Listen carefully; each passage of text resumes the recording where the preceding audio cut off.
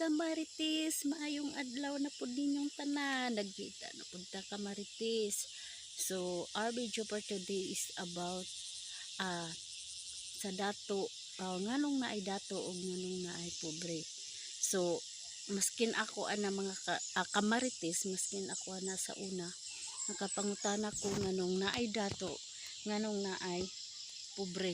Makaana jud ta nga unfair man ni si Lord kay nganong na may pobre nganong naay dato. So mali ka Kamaritis tungod kay giplano ra gihapon na sa Ginoo ang tanan nga adunay dato ug adunay pobre. Tungod kay aron gihapon ang dagan sa kalibutan balanse ba? Balanse. Paminawa ko ninyo kanang imagine ko ninyo kung unsay dagan sa panahon kung ang nagpuyo puro dato. Kung pananglitan kung walay pobre, mabuhi ka sila Kamaritis, mabuhi. Nakahinumdum ko sa namay silingan diri nga ekspresyon na mo mabuhi. So dili imbalance siya mga Kamaritis tungod kay kung puro ra pud dato sa kalibutan ang nagpuyo, di sila mabuhi kay nga naman tungod kay kinsa may mutanom og kanang pagkaon sama sa mga prutas, sama sa gulay, sama sa mga mais, sa humay. Kung walay pobre nga mamatay sila, di ba? So atong ma-imagine ba kung unsa ka maayo ang Ginoo sa ato ang kinabuhi nga gigama ang tao sa kalibutan kay naa siya purpose. Nganong naay dato, nganong naay pobre, tungod kay kung dato ra tanan, kung ay pobre di sila mabuhi. Kung pobre ra pud tanan sa iyong paminaw, imagine ko ni, kung pobre ra pud tanan dili pud masilbi kay kinsa may mo pinansa mga, kinsa may mamuhunan og dagkong mga tindahan, parihaan ng mga mall, parihaan ng mga dagko nga mga gikinahanglanon po nato like abono kung wala sila singalan ani kung pabrika, kung mga makina nga mohimo ana. So wala ra gihapon tang pobre. Kung sa bagay sa pobre, in fairness pud nato kay masugot pud magtanom ta og bisol. Kung unsa kahayahay nga magpuyo sa kwartahan nga pamilya. Usa ka adlaw, gidala sa amahan ang bata didto sa usa ka lugar diin nagpuyo ang mga pobreng tao. Didto sila nagpuyo sulod sa usa ka semana aron mabalaan gyud sa bata kung unsa kalisod ang kinabuhi sa pobre. Busa nikaon sila kauban sa pobreng pamilya, naligo didto sa suba ug uban sa pagpamingwit. Nasulayan usab sa bata ang pagtrabaho sa uma ug pagsuroy-suroy sa kalasangan. Nalingaw ang noong bata hilabi na sa pagpakigdula ngadto sa ubang mga silingan. Nauman ang semana sila nagpasalamat sa tagbalay ug namauli didto sa ilahang mansyon. Ug nangutana ang amahan sa iyang bata, kumusta man? Nasabta na ba nimo kung unsay kalahian sa dato ug pobre? Ug ang bata nito ba, dako kaayo ang kalahian. Natay usa ka iro apan sila dunay upat. Wala tay manok ug ubang mga hayop apan sila naay daghan. Natay gamay nga swimming pool apan sila dunay presko nga suba ug dili masukod ang kataas. Natay gamay nga garden apan sila dunay dako kayong uma ug hawag kayo nga kabukiran. Natay suga ug lantern apan sila dunay lampara ug nagsidlak nga kabituonan. Ginapalit nato ang atong pagkaon apan ang ila presko nilang tinanom. Dili nato kaila ang atong mga silingan apan sila lingaw nga naghinigog maay. Sa mga mall ang mga dula atong ginabayaran apan sila libre lang makigdula ngadto sa ubang mga kabataan. Dugay kagatulog kay sige kuna-una sa negosyo ug trabaho apan sila tulog lang og sayo dunay kalipay ug pagkakontento. Ug ang amahan nakurat ug wala katingog kay lahi ang iyang gi-expect na tubag. Ug ang bata ning ingon, salamat pa nga imo kong gidala dito, karon pa nako na-realize kung unsa kadato ang ubang mga tao. Di atong lungagon. Pero naagyoy daghan pud ang ato ang ginagamit nga kinahanglan pud nato ang dato nga kuan nga sama sa mga sanina. Kung wala ang dato ana, unsa man pud atong ginasuot so di ra hapon masilbi. So nin ana mga Kamaritis nga nindot jud kayo ang plano sa Ginoo sa ato ang kinabuhi.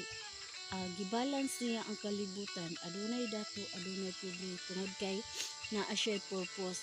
So nin ana nga matubag na to ang mga pangutana nga nganong naa man jud pobre, nganong naa ay dato. So kuan lang kanang nindot lang sa kinabuhi, kung dato ka dayon napa jud kay Ginoo sa imong kinabuhi, o diba doble napa kay Ginoo, daghan pa jud kag kwarta. So nin ana nga unlike kung dato ka nga halos kanang di nakahalos matunog sa yuta, gawas kung tao ra gud ta, no, gawas kung wala na ka nagtunog sa yuta, kung sila pa kung nagpagawas ka sa imong kuan humot. So mato lang giingon nga maski unsa nato kagarbusa baho ra gyapon. So min ana ra mga kamarites o sama sa sakyanan kamarites, kung walay dato diha, kitang mga pobre unsa man atong sakyan kung walay nakapalit og mga truck, mga barko, mga eroplano. So gamit ra gihapon ang mga dato natong mga pobre, din kitang pobre gamit ra gihapon ta sa mga dato. So depende na lang sa tawo kung unsa na jud siya kahay kaayo, o ingon pa na pa sa panultihon nga ayaw palabi og pataas kay maabot ang panahon nga ipaubos ka sa Ginoo. Magpabilin ka nga humble sa imong kinabuhi kay doble imuhang kuan, no, dato pa ana mga kamarites. Manghinaot ko nga amoy pagtulon-an na pud karon nga inyuhang na-apply sa kinabuhi. Aron please comment below mga kamarites kung aron mga dugang nga pangutana ba, aron nga sa sunod na video na ako'y idea kung unsay pagkulang pa jud nga kanang unsay kakulangon pa jud nga mga pangutana sa kinabuhi. Please comment below mga kamarites, kay naman gud ko sa kuan gabi naman gud kamarites nao ngit ng palibot, nagsuroy-suroy ko diri sa kalibunan. Tara, wow, sunset dara, sunset ko sa kanindot nga gihimo sa Ginoo mga kamarites. So nangit-ngitan ni inyuhang ubos nga alagad sa katabi tungod sa kamarites, no, nanaw, no? Kayo. So nin ana ra unsay rason nganong naay pobre, nganong naay dato, naay pobre gusto madato, naapoy dato gusto mo pobre, naabagod nabagoy dato gusto mo pobre, wala oy, pobre ray gusto mo dato.